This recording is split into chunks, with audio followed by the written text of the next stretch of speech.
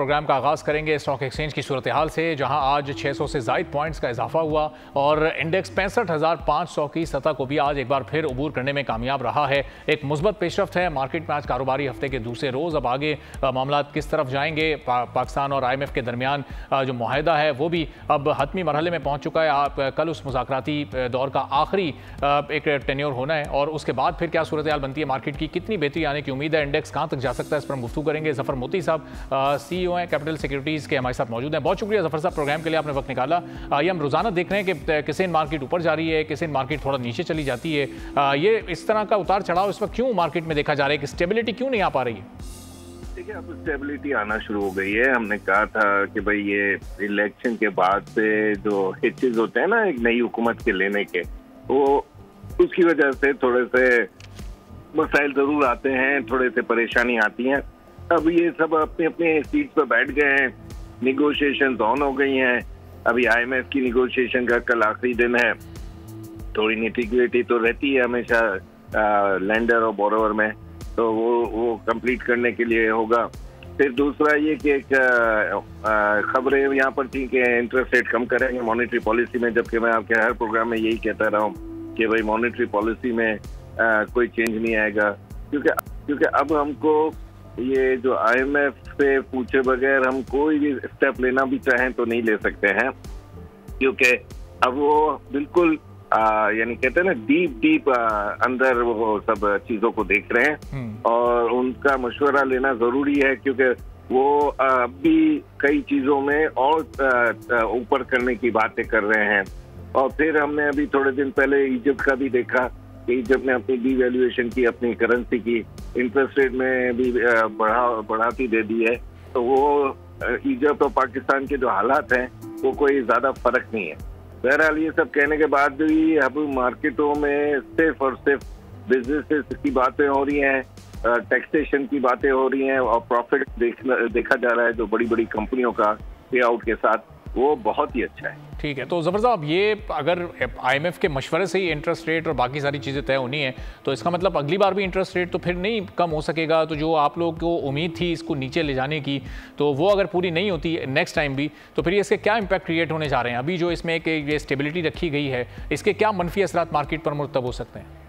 इससे मनफी असरात तो हो रहे हैं ना। देखिए ना, आपकी मार्केट कोई बुरी खबर आती है, कोई मसला आता है, कोई बॉर्डर पर सिचुएशन आती है, तो सब भूल भाल के मार्केट नीचे चली जाती है। और अभी ये जो बातें कर रहे हैं कि इन्फ्लेशन कंट्रोल हो गई है, मुझे तो कहीं नजर नहीं आ रहा कि इन्फ्लेशन कंट्रोल हुई हो। और भी अब इन्फ्लेशन बढ़ेगी अगर इन्होंने फ्यूल के प्राइसेस, गैस के प्राइसेस, इलेक्ट्रिसिटी के प्राइसेस ये सब बढ़ाएंगे तो इन्फ्लेशन हाथ में कहाँ आएगा। और इन्फ्लेशन के जो फिगर्स दे रहे हैं कि ये इन्फ्लेशन का कंट्रोल्ड हो गई है, आप पेरिशेबल आइटम में तो देखें आग लगी हुई है और इतनी बड़ी आग है कि उसका खत्म होना ही मुश्किल लग रहा है। बहुत ही डिफिकल्ट टाइम आ गया है। और जबरदस्त, चूंकि अभी जो इंस्टॉलमेंट है IMF की वो तो अगले माह आनी है, तो ये जो एक माह का वक्त है, फिर ये मार्केट इसी तरह उतार चढ़ाव का शिकार रहेगी और वो $1.1 अरब आने के बाद कोई सूरत हाल में तब्दीली हो सकती है? जी बिल्कुल। अगर ये आ जाएंगे जो सिचुएशन है तो उससे बेहतरी होगी, हमारा करेंसी भी इधर ही इस्तेकाम रहेगा। और मेरे ख्याल में तो इसके आने के बाद जो अभी स्टेटमेंट दिया है जमील साहब ने पूरा, वो देखते हुए तो अपना क्या कहते हैं थोड़ी घबराहट तो हुई है लोगों को, लेकिन मुझे लगता है कि वो हैंडल हो जाएगा। और अगर वो हैंडल हो गया तो फिर आप देखेंगे मार्केट और तेजी से ऊपर जाएगी। और ये उसको हैंडल करने के लिए फिर सिर्फ ज़ाहिर के IMF के प्रोग्राम से ही आप उम्मीद लगा रहे हैं कि ये प्रोग्राम भी एक कामयाबी के साथ पूरा हो, फिर अगले प्रोग्राम का भी कामयाबी के साथ आगाज़ हो, तभी ये मामला बेहतर हो सकते हैं? देखिए, मैं सबसे बड़ी बात जो औरंगजेब साहब ने कही है ना, वो कोई समझ नहीं रहा कि वो क्या कह रहे हैं। वो कहते हैं कि भाई अब वो टाइम चला गया कि हम रोल ओवर और फ्रेंडली कंट्रीज से रोल ओवर कराते रहे। अब हमें बड़ा पैकेज चाहिए, 6 बिलियन की जगह 8 बिलियन चाहिए और लॉन्ग टर्म चाहिए। इससे ये दिख रहा है कि ये बिजनेस एज यूजुअल और एक अब हम सिंपल जा रहे हैं। अब हम ये कि इधर से $1 बिलियन पकड़ लिया, उससे पकड़ लिया $1 बिलियन, 2 बिलियन रोल ओवर करा लिए, फिर अचानक एक को गुस्सा आ गया, एक कंट्री को, फ्रेंडली कंट्री नाम नहीं ले सकता, तो उन्होंने रातों रात $1 बिलियन अपने वापस मांग लिए। फिर हम बैंकों में रख रहे हैं कि भाई दिखाने के लिए, भाई देखने के लिए, खाली वो वाले पैसे भी अपने समझ रहे हैं कि हमारे हैं, वो नहीं है। जो कि ये सब चीजें देखते हुए अब IMF की तरफ वन विंडो की तरफ जाएंगे ना, तभी इधर कुछ मुश्किलात कम होंगी। नो डाउट के कर्जे इतने बढ़ जाएंगे कि उनकी हर बात माननी पड़ेगी। ठीक है, बहुत बहुत शुक्रिया जफर मोती साहब। पाकिस्तान की ओवरऑल इकॉनमी पर इस पर हम गुफ्तगू करेंगे। डॉक्टर शुजात फारूक साहब माहिर माशियात हैं, हमारे साथ मौजूद हैं। बहुत शुक्रिया डॉक्टर साहब, प्रोग्राम के लिए आपने वक्त निकाला। ये जो तवक्को की जा रही थी कि 4 रोज़ में IMF के साथ मुज़ाकरात ख़त्म हो जाएंगे, ये इसमें 1-2 रोज़ की जो तौसी है, इससे क्या कुछ शकूक व शुबहात पैदा हो रहे हैं कि पाकिस्तान कन्विंस नहीं कर पा रहा IMF को जो इक़दाम पाकिस्तान की जानिब से उठाए गए? जी, उसमें मेरे ख्याल से 2-3 एरियाज में स्टिल जो हमारी कमिटमेंट थी IMF के साथ, हम शायद वहां पे अभी उस कमिटमेंट को पूरा नहीं कर पाए। एक तो आप देखें गर्दिशी कर्जा है पावर सेक्टर में, तो IMF ये कह रहा है कि जी इस गर्दिशी कर्जे को आप मुंजमद करें, जो कि बहुत ज्यादा बढ़ता जा रहा है। दूसरा IMF का ये कि आप जो गैस की प्राइसेस हैं, आप गैस की प्राइसेस को भी इंक्रीज करें, क्योंकि आपको पता है कि गैस के अंदर भी डेफिसिट है। और थर्ड जो चीज़ है वो प्राइवेटाइजेशन है। तो मेरे ख्याल से ये वो 2-3 पॉइंट्स हैं कि जो हमने स्ट्रक्चरल, ये जो हमारा स्टैंड बाय एग्रीमेंट था, हमने इसमें एग्री किया था, और हमने शायद इसके ऊपर अभी उस लेवल पे प्रोग्रेस नहीं किया। लेकिन मेरे ख्याल से ये कोई बहुत बड़ी चीज़ें नहीं है, हमने 80-90% जो कमिटमेंट थी वो पूरी कर चुके हैं। तो मेरे ख्याल से एक दिन का उन्होंने अपना ट्रिप एक्सपेंड किया है, और मेरे ख्याल से उसमें ये कंक्लूजन हो जाएगा। सही। और डॉक्टर साहब, ये तो अभी जाहिर है कि जो थर्ड इंस्टॉलमेंट है, जो स्टैंड बाय अरेंजमेंट है, ये तो उससे मुतालिक बात हो रही है। जो असल प्रोग्राम पाकिस्तान को चाहिए, जो कि हाई वॉल्यूम प्रोग्राम होगा, फिर उस पर कन्विंस करना कितना मुश्किल होगा जब हम थर्ड इंस्टॉलमेंट के लिए भी अभी मुज़ाकरात के लिए एक दिन बढ़ाने पर मजबूर हो गए? देखिए, ये तो मेरे ख्याल से अभी हो जाएगा। मुझे कोई इतना, आई एम प्रेटी श्योर, अगर आप पिछली भी मीटिंग देखें तो उसके अंदर भी छोटे छोटे डेडलॉक्स आते हैं, इस तरह की चीज़ें आती हैं, क्योंकि अक्सर गवर्नमेंट, जिस तरह IMF कहता है जी आप बहुत सी टारगेटेड सब्सिडीज दें, अनटारगेटेड सब्सिडीज ना दें, सैलरीज को इंक्रीज ना करें। लेकिन आपको पता है जिस तरह पाकिस्तान में इस वक्त इन्फ्लेशन जा रही है, 28% इस साल भी है, तो जाहिर है वो एक प्रेशर होता है कि जी आपने सैलरीज भी इंक्रीज करनी है। फिर आपको पता है गवर्नमेंट बहुत सी सब्सिडीज भी दे रही होती है, पावर सेक्टर में सब्सिडीज, पेट्रोल के ऊपर। तो ये, लेकिन मुझे लगता है कि ये 1-2 दिन में ये इशू रिजॉल्व हो जाएगा और ये stand by programme successfully complete हो जाएगा।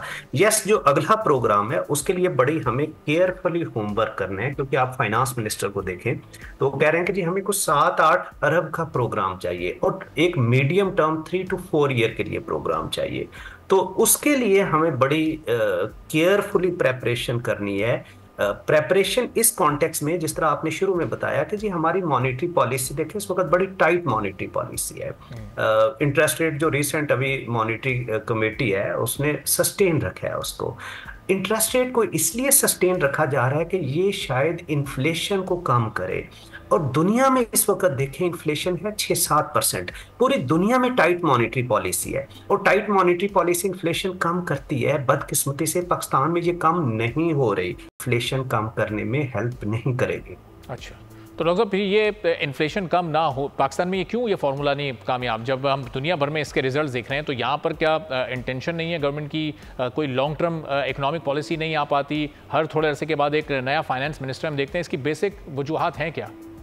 देखिए, इन्फ्लेशन के 2 फैक्टर हैं। एक तो चले ठीक है कि आपकी मॉनेटरी पॉलिसी है कि आप पैसे को मार्केट के अंदर कर्टेल करते हैं, लेकिन आप जरा बड़े गौर से देखें कि जहां हमने इतना हैवी इंटरेस्ट रेट रखा हुआ है कि जी 22% है, उससे प्राइवेट बोरिंग नहीं हो रही है मार्केट के अंदर। लेकिन हमारे जो बैंक हैं उनके मजे लगे हुए हैं पाकिस्तान में जी, इसलिए कि 90% जो बोरिंग है वो गवर्नमेंट कर रही है।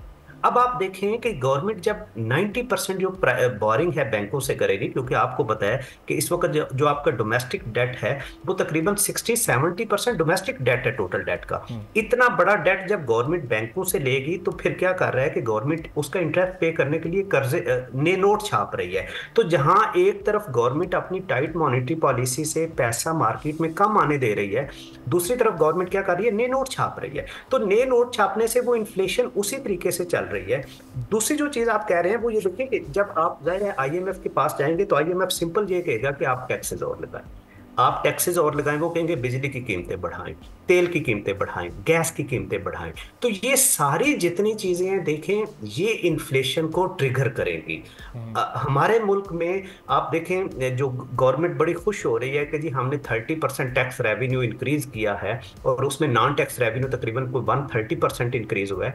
एक कमजोर इकोनॉमी, उसके ऊपर आप और टैक्सेस लगाए जा रहे हैं। तो जब और टैक्सेस लगाएंगे तो लोगों की एक तरफ परचेजिंग पावर कम होगी, और दूसरी तरफ जाहिर है ग्रोथ नहीं है, तो वो इन्फ्लेशन उनके लिए अनटॉलरेबल होगी। तो जब तक आपकी ग्रोथ नहीं होगी, आप आईएमएफ के जंगल से बाहर नहीं निकलेंगे, आप अपनी पॉलिसी सीधी नहीं करेंगे, ये इन्फ्लेशन उस वक्त तक चलती रहेगी। सही। और डॉक्टर साहब, जिस तरह ये अभी एनर्जी टैरिफ को बढ़ाया जा रहा है, जिस तरह ये टैक्सेस में इजाफा किया जा रहा है, तो ये इससे फिर इंडस्ट्री भी मुतासिर हो रही है, इससे फिर आपकी एक्सपोर्ट्स भी मुतासिर हो रही हैं। तो ये आईएमएफ के प्रोग्राम्स तो आप लेते जा रहे हैं, लेकिन फिर ये वापसी का कोई तरीक़ाकार तय करना पड़ेगा, कोई ऐसे इक़दाम उठाने पड़ेंगे जो कि अपनी एक्सपोर्ट्स को बढ़ाकर फिर इसको किसी हद तक कवर किया जा सके।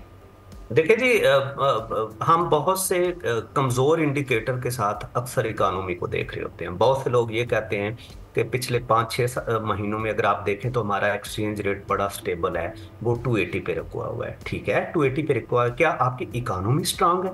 देखिए, एक इकोनॉमी स्ट्रांग होनी चाहिए, एक्सचेंज रेट स्टेबिलिटी मैटर नहीं करती है। तो सेम बिल्कुल आपने बजा फरमाया है कि हमें हार्ड इशू की तरफ जाना चाहिए। इस साल अगर आप देखें तो आपका बजट जो 14,000 अरब है, उसमें से 7,000 अरब रुपया इंटरेस्ट पेमेंट में जाएगा। जहां एक तरफ पिछले जुलाई से लेके जनवरी तक गवर्नमेंट ने प्राइमरी बैलेंस होता है कि आपके जो रेवेन्यू है और एक्सपेंडिचर है, उसमें 1.5 ट्रिलियन सरप्लस है। लेकिन दूसरी तरफ देखें तो हमने 4,000 अरब रुपया इंटरेस्ट पेमेंट दी है। तो इस वक्त आपकी जो इंटरेस्ट पेमेंट है वो आपके डिफेंस बजट से भी 4 गुना बड़ी बन चुकी है। तो जब तक देखिए ये इंटरेस्ट पेमेंट को हम कर्टेल नहीं करेंगे, हम आगे को नहीं जाएंगे। नंबर 2, आप देखें आईएमएफ के पास आप कब जाते हैं? जब आप वेंटिलेटर पे होते हैं। तो जब आप वेंटिलेटर पे होते हैं, कोई भी मरीज जब वेंटिलेटर पे होता है तो उस मरीज को नहीं कहा जाता जी तुम काम करो, तुम जाके कोई दौड़ करो, उसको कहा जाता है रेस्ट करो। ये आप नोट कर लें कि जब तक हम आईएमएफ के साथ प्रोग्राम में रहेंगे, हमारी इकोनॉमी ग्रो नहीं करेगी। इकोनॉमी ग्रो करने के लिए हमें बड़े हार्ड इनसाइड स्ट्रक्चरल मेजर लेने हैं। और वो स्ट्रक्चरल मेजर्स क्या हैं कि आप सबसे पहले गवर्नमेंट के साइज को कम करें, आप टैक्स बेस को इन्हांस करें। वो एरियाज जहां पे आपके टैक्सेस अभी तक नहीं गए, रियल स्टेट है, आपकी होलसेल रिटेल है, एग्रीकल्चर है, उन लोगों को टैक्स नेट में लेके गवर्नमेंट को एफिशिएंट करें और अपनी एक्सपोर्ट को बेहतर करें। विदाउट एक्सपोर्ट आपको डॉलर एक्सपोर्ट से मिलने हैं। डॉलर ये जो आप सारे पॉइंट्स बता रहे हैं, ये तो फिर ये लॉन्ग टर्म प्लान है, लेकिन अब इसी दौरान शॉर्ट टर्म प्लान फिर क्या होगा? अगर आईएमएफ के प्रोग्राम में पाकिस्तान नहीं जाता तो फिर उसको जो पेमेंट्स करनी है, जो पेमेंट का जो एक गैप सामने आ जाता है, फिर उसको कैसे पूरा किया जाएगा? चूंकि फाइनेंस मिनिस्टर तो पहले अपनी प्रायोरिटीज बता चुके हैं कि वो रोल ओवर्स पर नहीं जाना चाहते, वो जो कंट्रीज हैं, जो ब्रदर कंट्रीज हैं, वो उनसे नहीं कोई मदद लेना चाहते। देखिए जी, शॉर्ट टर्म कोई प्लान नहीं है एक्सेप्ट दैट कि हम आईएमएफ के पास ना जाएं। आप 2019 में भी देख लें, जब असद उमर फाइनेंस मिनिस्टर थे तो उन्होंने कहा कि जी हम आईएमएफ के पास नहीं जाएंगे, हम खुद उसको मैनेज करेंगे, 2 अखबाब कंट्रीज होंगे वो हमें सपोर्ट करेंगे। और वो जो 4-5-6 माह हमने डिले किया, उससे ना सिर्फ हमारी एक्सचेंज रेट डेप्रिसिएट हुआ, बल्कि दूसरी तरफ उसका इकोनॉमी ने बड़ा सीरियस, जिसको कहते हैं वो बर्डन लिया, और फिर कोविड आ गया। तो देखें, इस वक्त प्लान बी तो कोई भी नहीं है गवर्नमेंट के पास आईएमएफ के पास जाने का। और दूसरा देखें, ये जो दोस्त कंट्रीज होते हैं वो भी यही चाहते हैं कि आप आईएमएफ के साथ जाएं।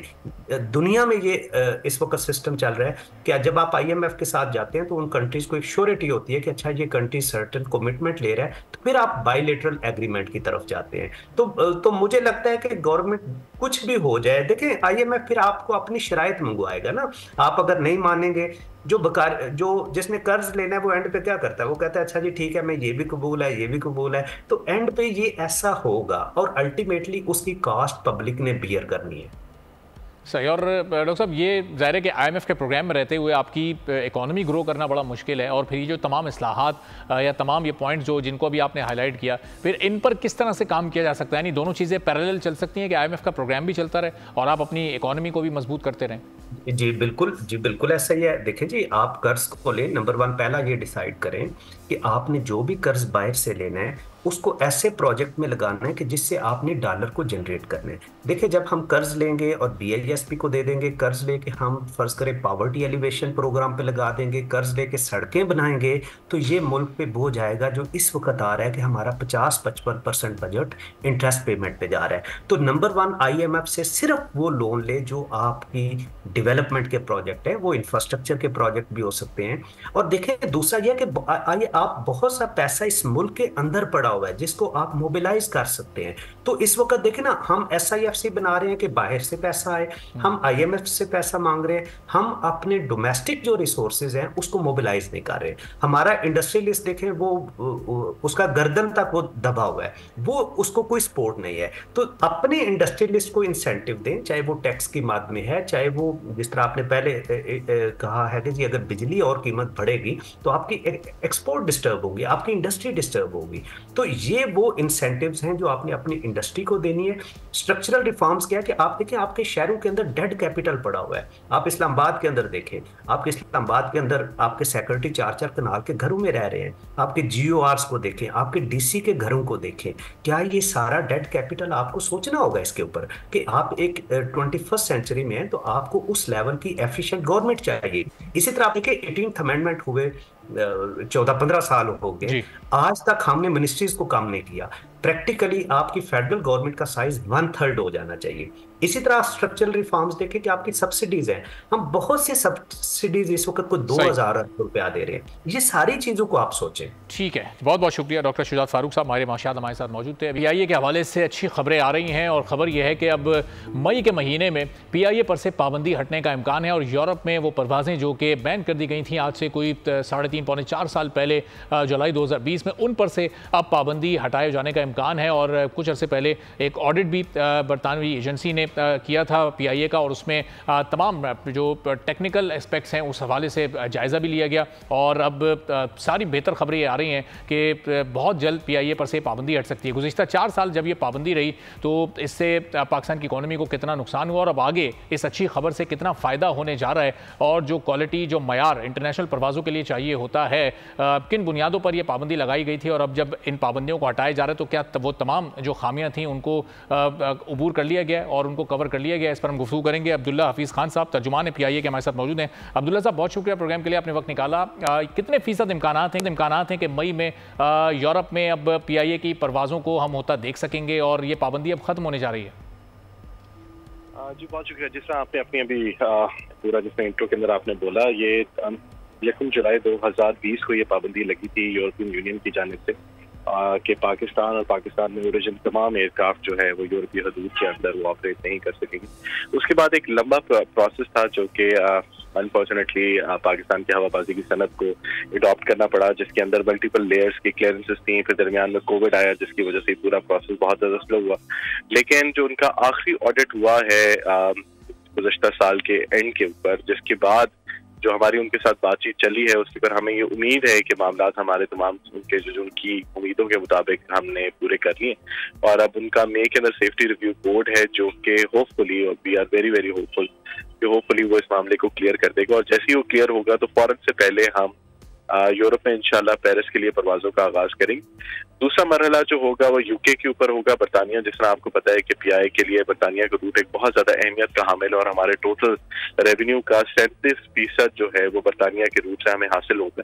तो दूसरे मरहले के अंदर हमारी कोशिश होगी कि बरतानिया की तरफ से भी जल्द से जल्द क्लियरेंसेस मिल जाए, जो कि हम उम्मीद करते हैं कि वो भी इन क्लियरेंसेस से पहले ही हमें दस्तयाब हो जाएंगे।